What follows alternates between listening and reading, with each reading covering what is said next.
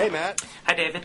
How are you doing today? I'm doing well. How are you? Okay, apparently we're making history on Blogging Heads TV as we speak, so to speak. We are indeed. It's the first Blogging Heads TV without one of the founders. Without Mickey or Bob Wright. And so it's like it's the next generation. Something like that. It's time to push those guys aside. Take over. You know, it's like what happens in corporate America. Steve Case and AOL, you get a good idea, and then no sooner you bring in the professionals like you and I, and you shove aside the old guys. Sure. Okay? Except I think neither of us know what happens after you upload these. Yes, I do. It appears on a website. Right. What else do you need to know? Well, I don't know. And also, what also is historic about this is that we both have Apple PowerBooks, which means it takes us something like 27 hours to download these films, while the PC guys, Mickey and Bob, can do it in about 27 seconds. We do, but pointing that out is probably not going to help us get the product placement money. No, or but if whatever this doesn't that we appear need. for 7 days or so, people will know why. Yeah, sure. There seems to be a perennial story, as we call it in the news business, and that is Democrats in disarray. Comes up every 2 or 3 weeks. It's a given that the Republicans are in trouble. Bush is at 34 points in his approval ratings. I think Dick Cheney is down to 18, and there is a bet, a running bet at the White House at least, that he may hit single digits before the election. I guess that is if he shoots somebody else. And but the question seems to be, for all this that's going on, all the things that the Republicans are doing badly, are the Democrats taking advantage of this, doing anything right in order to set themselves up for the coming congressional elections? Every 6 years into a two-term presidency, usually the opposition party scores well, and I think there's some discomfort that the Democrats don't seem to be positioned to take advantage of this historic trend and the specifics of the Bush crash. What do you think? Well, I mean that's true. On the other hand, I mean, it should be said that the biggest part of the Democrats' problems is just sort of the map. There aren't all that many,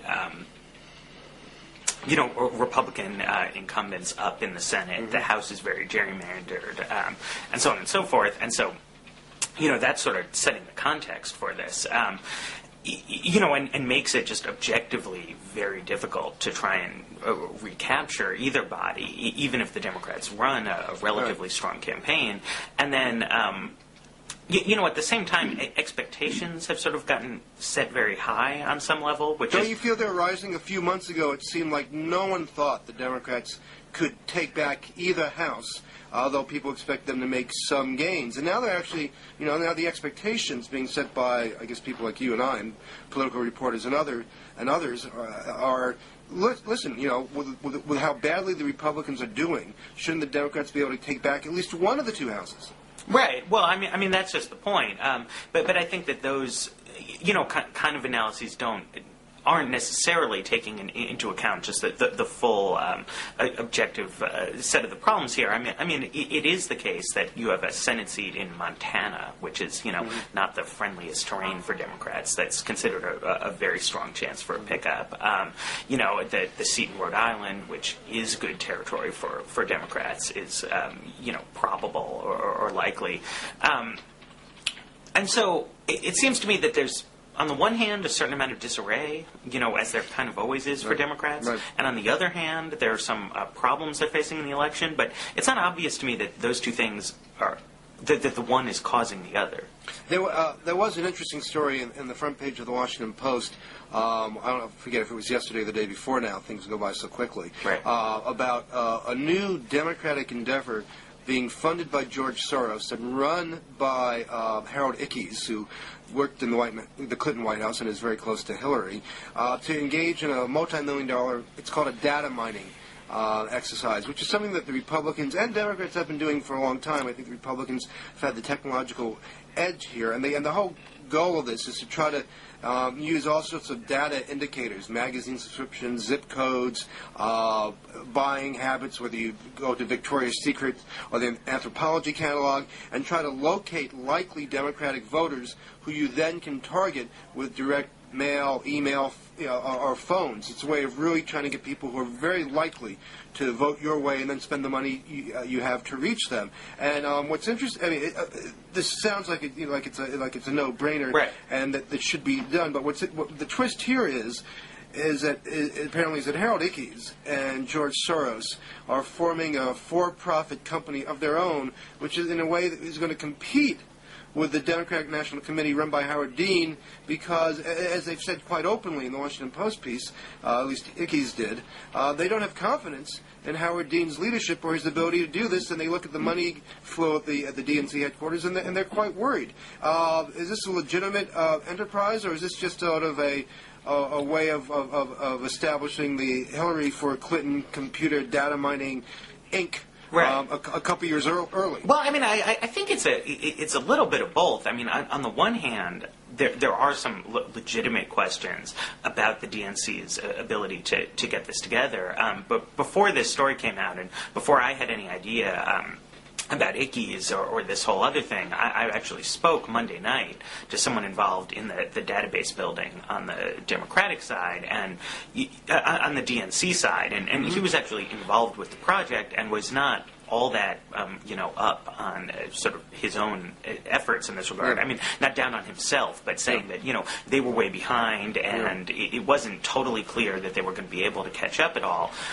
On the other hand, I mean, I think it's a serious problem if Harold Ickes winds up becoming, the sort of person everybody needs to go to get this stuff, especially because, George Soros and the Democracy Alliance people are people who a lot of progressives have been counting on to, spend money to sort of build the movement as a whole, and not just a Harold Ickes' personal empire or Hillary Clinton's campaign.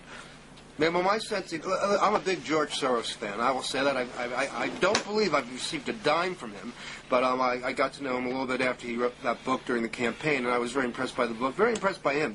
Met him a few times, and he's a guy who could be spending his money on other things, but he's putting it behind his values, right? And that's good. I agree with you. If he gets drawn in too much into say the Hillary Clinton ghetto, that may make things more difficult for the Democratic capital D movement overall, which I think could use his big bucks in a lot of different places. And I'm just still hoping that Hillary Clinton doesn't become the defining force, element, spokesperson for the Democratic Party, either as the presidential candidate or even as a leader going into the 2006 elections. That's my own personal prejudice. I tend to agree. I will say one thing. I read an interesting post by John J. Miller, who said that the kind of reaction you and I are having is sort of a typically liberal way to look at this, and that the way he sees it, it's good to have competition. That if you have two different groups putting these lists together, then that means that candidates will have options as to which person to go to, and you won't have the kind of continuing cycle of mediocrity that seems to happen a lot with Democratic campaign work. Well, I think that's true. I mean, I think you need competition amongst the consultants. One issue, though, is there are limited resources. Right. And, is this the best way to use them?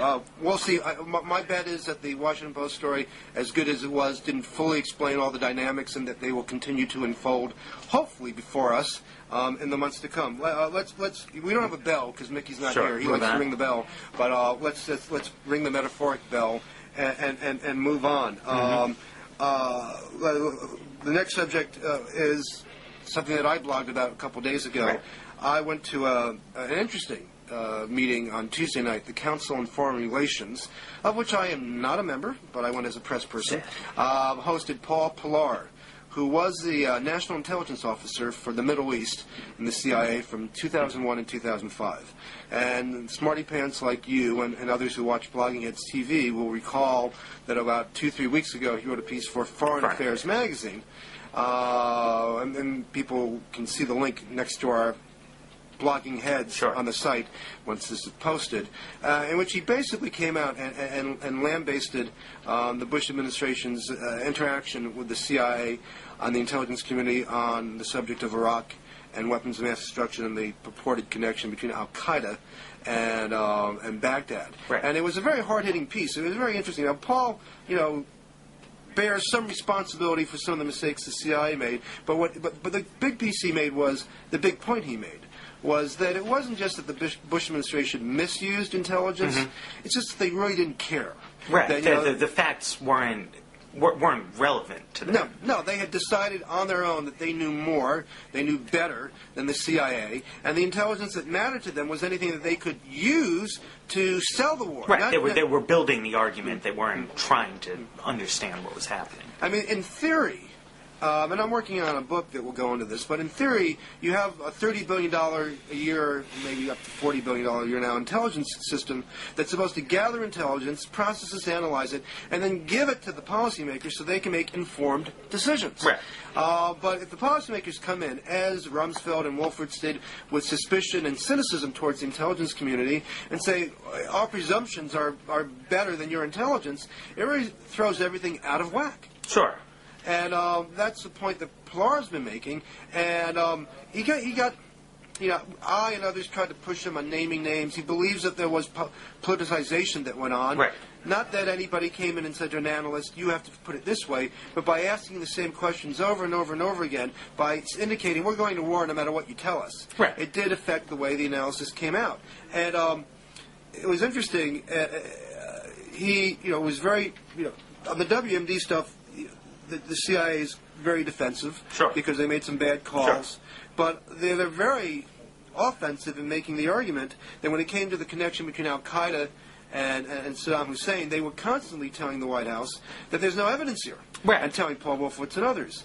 And I don't know if you saw, this was maybe a month ago now, but there was this, I think Newsweek posted on their website, and I'll find it for Blogging Heads viewers, had this copy of the sort of PowerPoint presentation on that was put together by some of Cheney's people for the White House. And there's like a slide in there about why you should ignore the CIA on this. Oh, yes. And it's all, even though it's become in the press somehow this like contentious question of whether or not the administration was ignoring the intelligence. I mean, it's all quite clear cut that, especially on the Al-Qaeda point, they were pushing something that was, completely opposed to what the CIA was telling them. Well, exactly, and this is what was interesting to me, because at the end of the conversation, about an hour and a half into this, Marvin Kalb. Mm-hmm. Marvin's a fine fellow, but if he had to pick someone to represent sort of traditional, conventional journalism, he'd be a wonderful nominee. Sure. Right? He was a network correspondent for 30 years, and now runs the Joan Shorenstein Center on the Press, Politics, and Public Policy at Harvard's John F. Kennedy School of Government. That's a mouthful. But at the end of all this, let me back up and say, Pilar started by saying, listen, he believed that the White House real intent in Iraq mm-hmm. was to stir the pot in the Middle East. And they didn't come in so concerned about the direct threat that Saddam Hussein posed to America, but that they wanted to get in there and change the region, shift things around, and if they could start with an invasion, boost mm-hmm. one dictator, and maybe set up a liberal democracy there, then that would, who knows what would happen. It's kind of like rolling the dice. Let's, everything was stuck in the Middle East. Let's take the big shot, the big swing for the fences. And so that's how he started. He believes they were quite sincere. They just didn't tell the public that. So, right. So at the end of the talk, Marvin Kalb stood up and he asked Pilar, he said, why didn't Bush and his aides argue for the war in real terms, in these terms, uh-huh. and share with the public the true reason they wanted to invade Iraq and jiggle the geopolitics of the region? Mm-hmm. And this is what Pilar said. And remember, he's spent, I think, 20, 30 years as a career intelligence sure. officer. And he said, it's a lot harder to make a case based on that than it is to make a case built on fear, based on WMD, mushroom clouds, and dictators getting weapons in the hands of terrorists. That is a debate I wish we had. The American public has the right to know the real reason we go to war. Then Kalb remarked that he lied. We all knew who he meant when he said he. Uh-huh. He meant Bush, of course. Then he lied. And Pilar said, your word not mine. I mean, I thought this was kind of interesting that you have Call up there saying the president lied to the public about the war. And Pilar certainly not saying no, but certainly indicating that he believed that the president missold the war. And you still have conservatives, you see them all the time, who just, keep denying what seems to be increasingly a reality. Yeah, although, I've always had something of a notion that people may understate the extent to which this stuff about the Al-Qaeda connection in particular, which looks totally made up. I mean, there was no, evidence for it, but was something that was sincerely believed at the same time. I mean...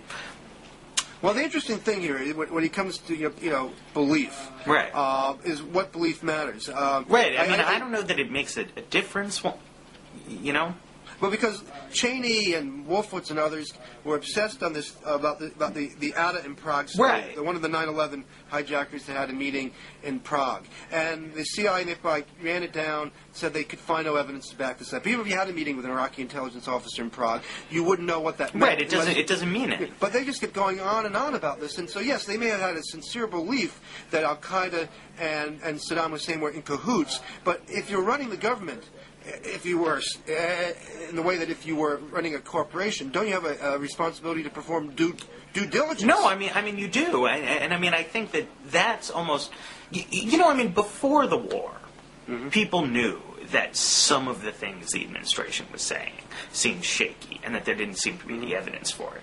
And I think, though, that people didn't panic because they thought that if Bush was saying something that was wrong, that was because he was lying, and that there was, a good secret plan lurking in the background. But that what we've seen increasingly is that there wasn't really a master plan falling behind the things they were saying that don't make sense. It was just nonsense built on nonsense. People not checking facts, weird years-long obsessions, and with this Prague meeting with Ahmed Shalabi, and almost this is what Pilar says in the article, but an indifference to the facts that just sort of run through it up and down, and that's really more frightening than the idea that the president might make up a lie or two to kind of advance something. This is part of a book I'm working on, and looking at someone like Paul Wolfowitz, who it seems to be a smart fellow, and you see him totally losing his mind on some of these data points, as you might call them, and you wonder, where is this obsession coming from, and should these people actually be running a government, particularly if they're acting on their obsessions but not planning for the consequences of their obsessions? Right, it seems pathological. Good word. We agree. Let's ring Mickey's bell in absentia and move on to abortion. Why is that on the list of topics today? It's hot. South Dakota is moving forward with a bill that will almost totally ban abortions in that state. The Supreme Court's agreed to hear a new partial birth case in this new term, and so this is going to be sort of back on the public agenda for the foreseeable future now, in a way that it wasn't. In such a dynamic way recently, and this has led to a bunch of stuff, a lot of opportunities for Will Saletan to sort of keep writing this same piece over and over again. And Will Saletan, of course, is a pal of ours. He writes for Slate magazine, and he wrote a book on abortion that came out a couple of years ago. He wrote a piece for the Outlook section of the Washington Post this week that said what, Matt? It said that. I can never quite tell what it is he's trying to say about this. So it said that pro-choice people need to acknowledge that abortion is bad, right, and that there should be fewer abortions, and that they should try seriously to get people to use contraceptives and so on and so forth, so we don't have all these unplanned pregnancies, right? Right. But they already do that, right?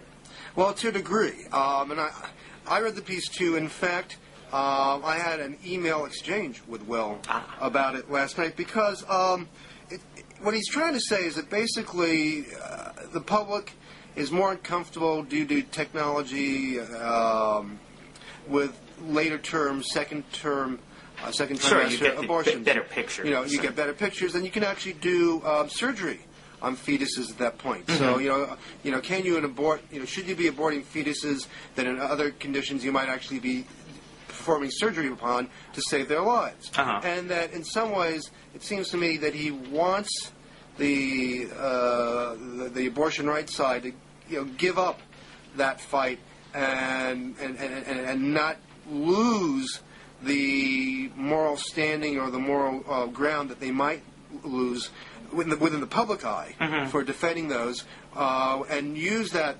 moral ground instead to talk about more contraception, earlier abortions. There's now the technology now for earlier abortions than there were in the Right. past, and of course things like Plan B, mm-hmm. and of course the abortion pills. Right. And focus on that.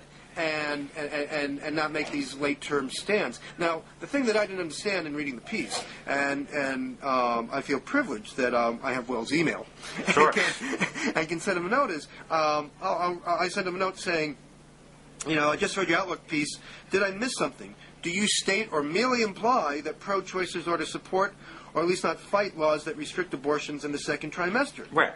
And so, and is that what he's doing? Are you asking NARAL to say, go ahead and legislate this stuff away?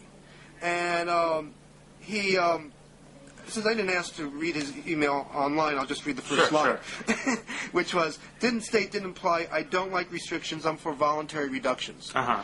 So, but the question then becomes, how do you institutionalize, in a political, strategic sense, voluntary reductions? Right. Because aren't these all individual decisions? And, do you expect NARAL to sort of, tell pregnant women, don't abort after, X number of weeks, and we're not going to fight the late-term abortion stuff. So, I mean, as a philosophical principle, sure. I mean, I think there's a lot of coherence to his argument, but I still wonder about the political, strategic, pragmatic side of the equation. Right. I mean, it seems like the common thing for groups to do, not just for pro-choice groups, but for, hardline anti-choice groups, for groups on both sides of the gun control debate, for, unions and their antagonists, is that you sort of fight every battle that comes up, and you don't voluntarily give up ground, that you don't think deserves to be given up on the merits. And I'm not quite sure what would make you seem to hear much more in the context of abortion that some kind of tactical retreat would somehow be helpful, but I don't actually see what it helps you do. I mean, it's not as if... especially since obviously the pro-life movement has an extremely ambitious agenda. They not only want to ban all abortions, but do not look favorably upon serious sex education, real contraception. The sorts of things that would reduce unwanted pregnancies. And so there doesn't seem to be even though there's a middle ground of public opinion, there's no opportunity for a meeting of the minds between the institutions. And to be fair to Will, right. he is not suggesting at all. No, he's not. That you can cut a deal between both sides. What he's trying to do, he's suggesting this is how the pro-abortion rights side can win over Middle America or the Heartland or a strong majority. Right. He calls for playing to that. But I still don't understand what concrete steps they take in political terms when the anti-abortion side puts in legislation saying it's a crime to do A, B, or C. Do they just ignore it and let these bills go through because that's part of the deal that Will suggests? I will continue my email exchange with Will and perhaps report back on another edition of Blogging. This is what I find puzzling about it. He has no illusions that you can make a compromise, but it seems like what he's proposing would only make sense if you could. Right. Because otherwise, what have you accomplished? In the meantime, we have the whole South Dakota bill that passed. Right. And I saw an interesting exchange. I think it was yesterday, in the press briefing of Scott McClellan at the White House, and of course, the bill that was passed in South Dakota said no exceptions whatsoever. You get pregnant, that's it. We're forcing you to bring the kid into the world. Now, a lot of Republicans, of course, have had this, exception rule for incest, rape, sometimes life and health of the mother. And on the rape and incest, I've never quite understood it in the sense that if you believe, abortion is murder and you're killing a person by aborting a fetus, then why should it matter how that person came to be? It seemed to me that was just a completely unprincipled stand to take. If you were going to intervene in this fashion for these moralistic purposes, then, it's like, well, it's one of those tough luck situations. Right. But nevertheless, a lot of Republicans use that because they realize, politically speaking, it's untenable. And so a reporter, I don't know who, because I just saw the transcript, was pressing Scott McClellan on whether Bush would support a bill like this, because he has been on record as supporting those rape and incest exceptions. And McClellan just refused to answer the question. He kept saying Bush has a long history of being pro-life. And he goes, well, what about supporting a law that does not allow for rape and incest? And he just refused. And so it showed me the problem that this bill might be creating if this becomes a bigger issue and gets to the Supreme Court, the Republican Party at large. Yeah, Look into your crystal ball and tell me what you see. I agree. I mean, you can see from the way Bush doesn't want to answer the question. Bush, tried on the campaign trails to be kind of unclear about as to where he stood, a lot of cultural life stuff. You saw during the confirmation hearings for both Alito and for Roberts that there was, a lot of emphasis put on sort of obscuring where it is that they stand. That was sort of the main strategy for getting them confirmed. So, I think there are a lot of problems. There are a lot of restrictions that you probably can put in place with public opinion behind you, but there are a lot of restrictions that you can't. And this is going to sort of smoke everybody out and force them to stay where it is they stand. And it's going to create a lot of problems, probably for politicians on both sides, though. Well, I'm for smoking out both sides. So yeah, I look forward to this. I look forward to the chaos it's going to create, not for the women who get harmed by this, but for the politicians who try to play it both ways. We should move on. Sure. We're moving. Here's the bell. Ding, ding, ding. To Iran. Iran. You had something you wanted to bring up regarding Iran. Yes. Well, I've just been getting the sense, watching the Iran debate unfold, that in so many ways we just seem to be watching Iraq all over again. And so I was surprised and gladly surprised to see Christopher Hitchens, who, of course, has been a vociferous advocate of the Iraq War, and then increasingly of just sort of everything the Bush administration does in foreign policy. Having what I thought was a shockingly sensible take, where he was saying like all kinds of things that I would say about why bombing Iran is a bad idea, and so on and so forth. And so I was then beginning to have hopes revived that maybe we won't just see a replay of what went down 4 years ago. This is a piece that he wrote in Slate. Yes.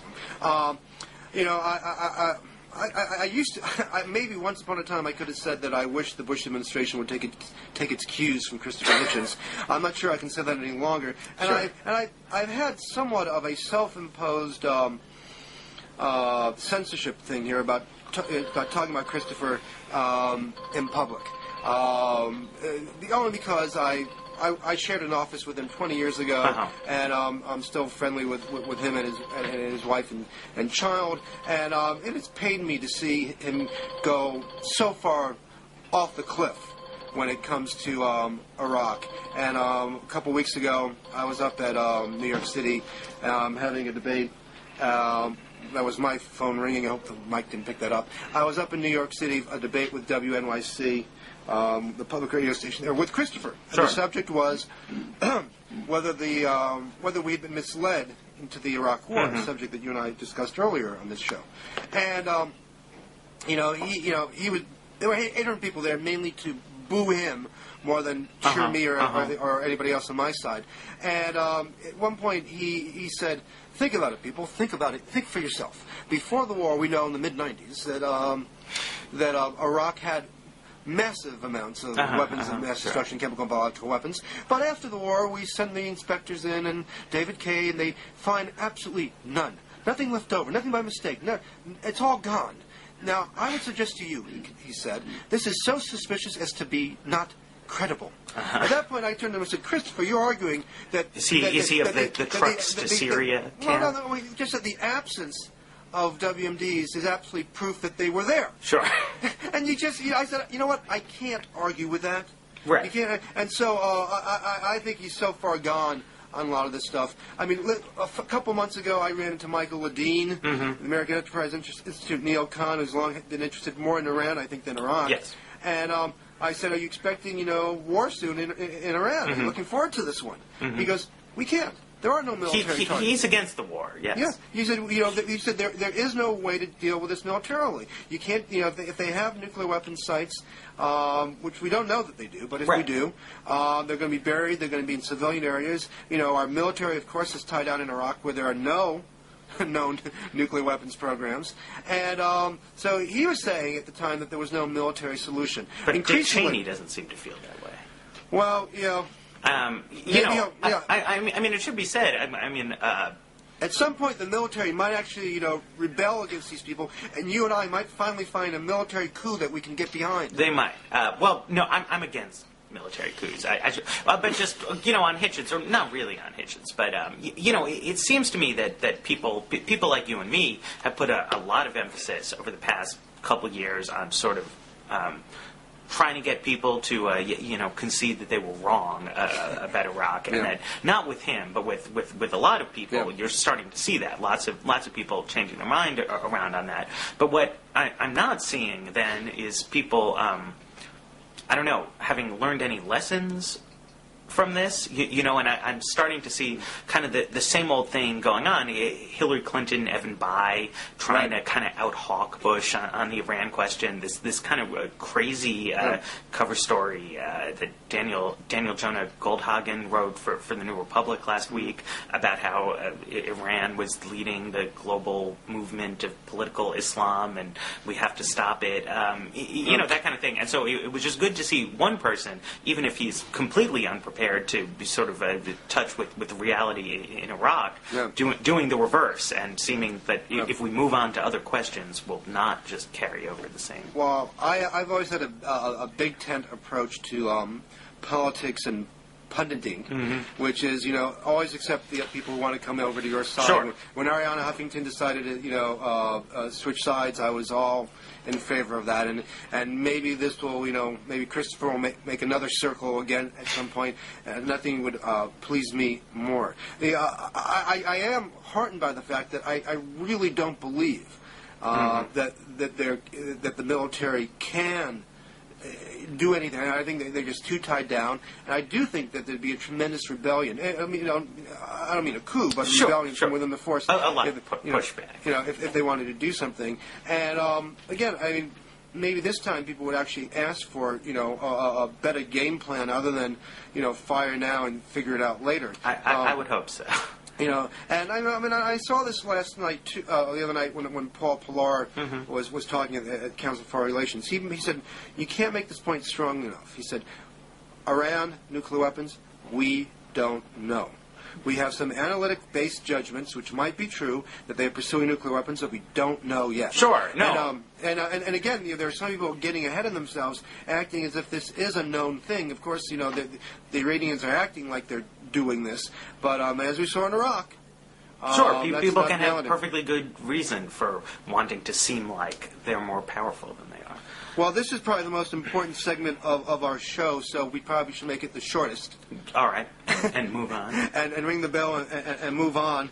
And, we've agreed too much so far on Blogging Heads TV here. Right, it's time for vicious. It's time for vicious fights, and I think we have the subject that will bring out the cat claws, and that is Bruce Springsteen and Pete Seeger. And Pete Seeger. something I know that's on the minds of many Americans. Yes. Right now.